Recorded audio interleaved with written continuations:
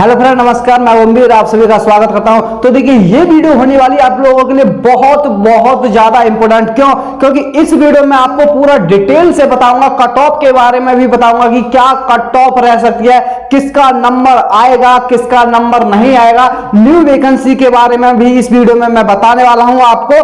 और आपका जो अब से जो प्रोसेस चलेगा सैलरी मिलने तक, आपको कितना समय लगने वाला है और कब क्या होने वाला, फुल डिटेल से मैं आपको बताने वाला हूं। तो ये वीडियो आपके लिए बहुत ज्यादा हेल्पफुल होने वाली है। अगर वीडियो अच्छा लगे, वीडियो पसंद आए तो वीडियो को लाइक जरूर करना, और जो मेरे चैनल पर नए जुड़े हैं चैनल को सब्सक्राइब जरूर कर लेना। क्योंकि रेलवे से जुड़ी हुई या किसी भी और चीज से जिससे कि आपकी नौकरी लग सके, ऐसी जानकारी आपको मेरे चैनल पर मिलती रहती है। तो देखिए, सबसे पहले बात करेंगे कि जो लड़के सबसे ज्यादा जो क्वेश्चन कर रहे हैं, क्योंकि देखिए कट ऑफ के बारे में सबसे ज्यादा क्वेश्चन पूछा जा रहा है। क्यों?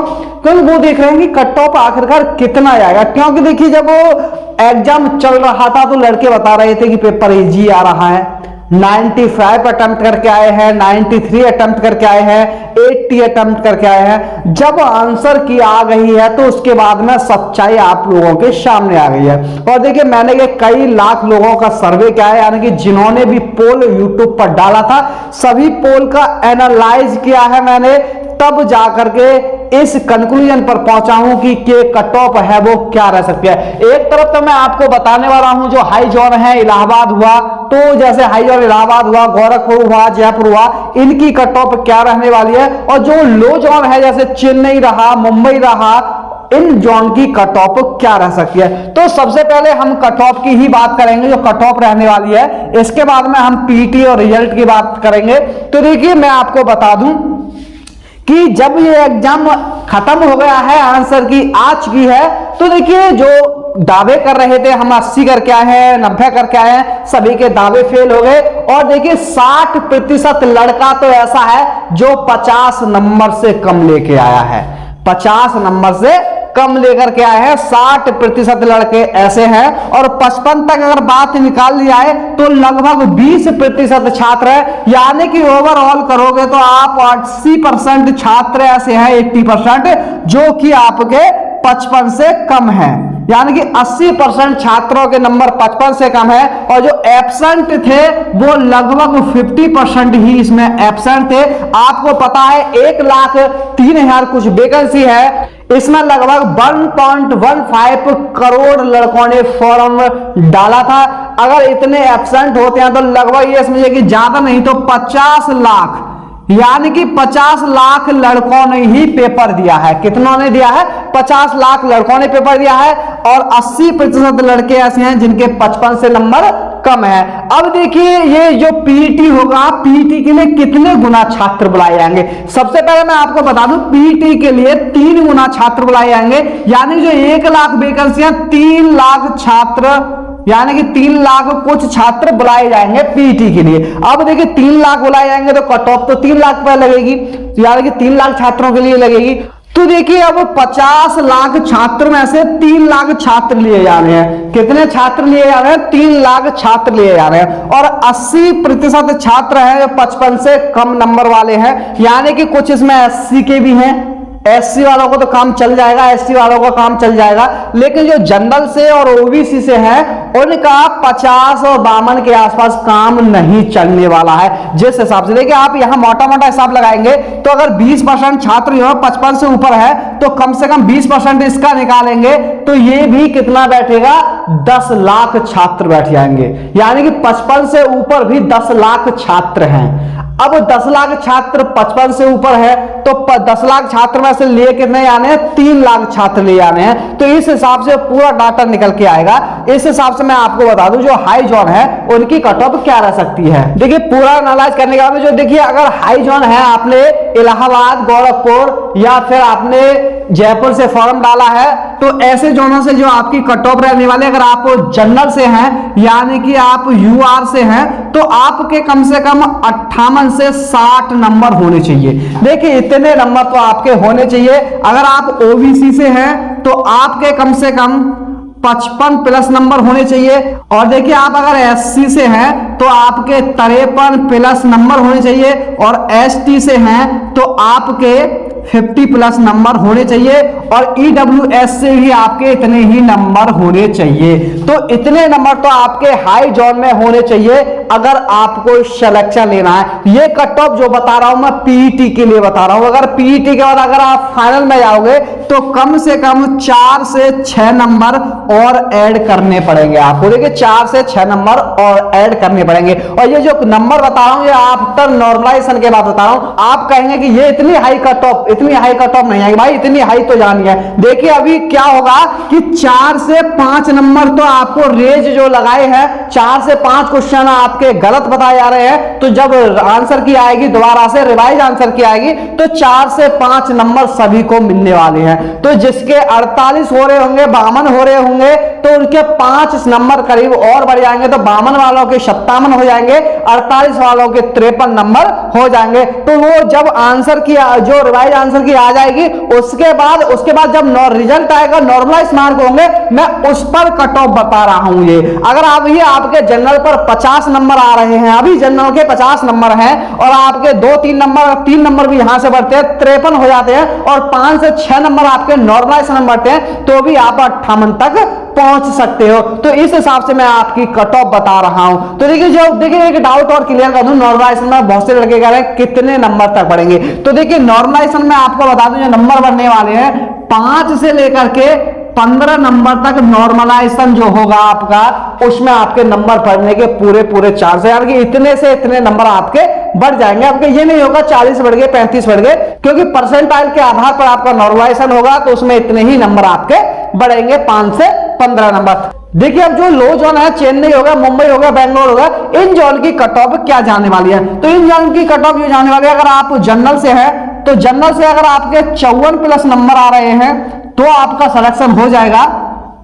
वही ओबीसी ईडब्ल्यूएस से हैं आप तो आपके 50 प्लस नंबर होने चाहिए। वहीं आप एससी से हैं तो एससी से आपके नंबर होने चाहिए 47 प्लस होने चाहिए। और एसटी से है आप तो एसटी से आपके 45 प्लस नंबर होने चाहिए। यानी कि 45 प्लस नंबर है तो आपका सिलेक्शन हो जाएगा। देखिए इतने नंबर अगर आपके बन रहे हैं तो बेधड़क रहिए, क्योंकि देखिए अगर आपके एसटी से इस समय 45 बन रहे हैं, 4-5 नंबर दे सभी को मिलेंगे तो 50 हो जाएंगे और 4-5 नंबर नॉर्मलाइजेशन में भी मिल सकते हैं। तो अभी आपके 55 प्लस आसानी से नंबर होने वाले हैं। तो अभी आपको कोई टेंशन लेने की जरूरत नहीं है। जिसके 45-40 आ रहे हैं तो 40 वाले का भी चांस बन सकता है। तो ये तो कट ऑफ रही थी कि जो कट ऑफ है आपकी क्या रह सकती है। तो देखिए मैं आपका रिजल्ट के बारे में बता देता हूं, रिजल्ट कब आएगा। देखिए रेलवे बहुत ही ज्यादा तेजी दिखा रही है और बहुत जल्दी आपका रिजल्ट घोषित कर देगी। यानी कि अक्टूबर में जो रेज की जो लगाया है लड़कों ने, उसकी जो रिवाइज आंसर की आनी है वो आपके अक्टूबर के लास्ट तक आ जाएगी और नवंबर के लास्ट में आपको रिजल्ट देखने को मिल जाएगा। यानी कि नवंबर के लास्ट में आपका रिजल्ट आ जाएगा। जब नवंबर के लास्ट में रिजल्ट आ जाएगा तो उसके बाद में लगभग 10 दिन बाद ही आपका पीटी स्टार्ट हो जाएगा। तो देखिए 10 दिसंबर से आपका पीटी स्टार्ट हो जाएगा। और पीटी में ये नहीं है कि महीनों चलेगा, क्योंकि पीटी होगा जोन वाइज होगा, क्योंकि जिन्होंने जहां से फॉर्म डाला है उनको पीटी देने के लिए वहीं जाना होगा। जिसने मुंबई से डाला है उसको मुंबई जाना पड़ेगा, जिसने गोरखपुर से डाला है उसको गोरखपुर जाना होगा, जिसने दिल्ली से डाला है उसको दिल्ली जाना होगा। तो ये लगभग पूरी प्रक्रिया 20 दिन में खत्म हो जाएगी। यानी कि 2022 में यानी कि दिसंबर 2022 एंड तक आपका पीटी खत्म हो जाएगा। इसके बाद में पीटी का रिजल्ट आपका उसी दिन आ जाता है। एक तो कि आप क्वालिफाई हुए हैं या डिस्क्वालीफाई, आपको तुरंत ही 1 घंटे के अंदर आपका रिजल्ट आ जाता है।